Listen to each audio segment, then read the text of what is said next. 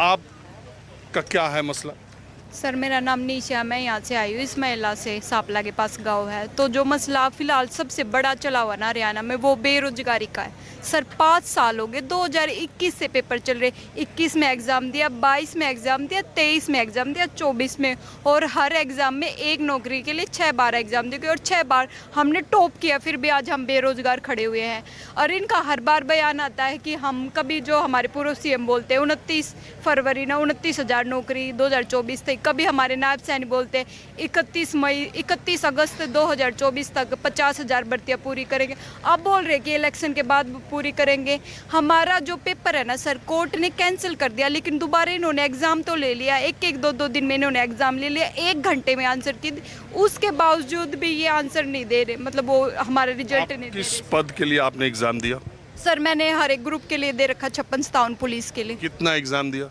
Sir exam तो ये 3 हो गए, और उससे पहले प्री, ये तो बता रही हूँ सर, 21 में तो फॉर्म भरे गए थे, 22 में प्री हुआ था, 23 में मेंस दिया, मेंस कैंसिल कर दिया और कोर्ट ने, अभी 24 में फिर मेंस दिया, और 3 एग्ज़ाम दे रखे, मतलब टोटल मिला के 7-8 एग्ज़ाम दे चुके हैं अभी हम। तो जितना आपने एग्जाम दिया उसमें किसी का रिजल्ट नहीं आया? नहीं सर, किसी का भी रिजल्ट नहीं आया। तो और फिर ये सैनी साहब और खट्टर साहब कहते हैं कि बिना पर्ची और खर्ची के हमने इतनी नौकरियां दी। बिना पर्ची, बिना खर्ची, और साथ में एक बात कहना भूल जाते, 0 भर्ती, एक भी भर्ती नहीं की, ये सिर्फ एक ही बात बोल अरे रहे। आज ही प्रेस कॉन्फ्रेंस में उन्होंने कहा हमने 1.5 लाख के आसपास नौकरियां दी। सर वो तो मैं बताऊँ, जो 1.5 लाख की सच्चाई बता देती हूँ, हमें जो 1.5 लाख बोल रहे हैं ना, वो एक तरह का जुमला है। जो 2019 में इन्होंने लास्ट भर्ती की थी, वो इन्होंने ग्रुप डी की थी और हरियाणा पुलिस की थी। अब भी जो इन्होंने की है ना 13,500 ग्रुप डी की, उनमें से कुछ बच्चों को तो डिपार्टमेंट भी नहीं मिले अभी तक।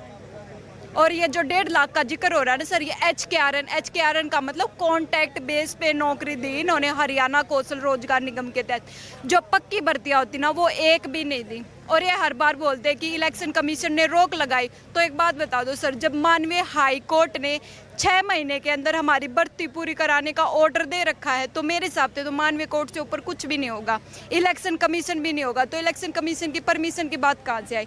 अगर परमिशन है तो जो चीफ इलेक्शन कमीशन है ना, पंकज अग्रवाल, उन्होंने प्रेस कॉन्फ्रेंस करके बाकायदा कहा था कि इन भर्तियों पे हरियाणा के जो इलेक्शन कमीशन ऑफिसर, हाँ जी, पंकज अग्रवाल, उन्होंने बोला था कि इन भर्तियों पे कोई रोक नहीं है, आप ये भर्ती पूरी कर सकते हो, इन पर किसी तो तरह वही की है कोई कि जो इलेक्शन के दिन अनाउंसमेंट से कुछ घंटे पहले, कुछ घंटे पहले, हाँ जी सर। क्या बिटिया क्या दे रही हो? ये सर, ये अच्छा इलेक्शन देखो, ये कमीशन बच्चे की सब लेकर के आए और हैं। कौन बात सा वही कह रहा हूँ कि ये इलेक्शन अनाउंस होने के कुछ घंटे पहले सरकार ने कुछ कुछ घोषणाएं की थी, कुछ विज्ञापन जारी किए थे, उस पर इलेक्शन कमीशन ने रोक लगाने के लिए जयराम रमेश ने चिट्ठी लिखी। नतीजा ये हुआ कि सारे जयराम का भी बता देते हैं सर। जयराम ने ना जो 16 तारीख को पब्लिश की दिन, उन्होंने एक मिनट वही तो मैं बता रहा हूँ सर, 5600 वैकेंसी हरियाणा पुलिस की और 76 टीचर की, उन पे रोक है जो 16 तारीख को इन्होंने नहीं निकाली थी। लेकिन जो ये भर्तियां ना सर, ये 2021 से चली आ रही है, जिनकी मांग हम करें,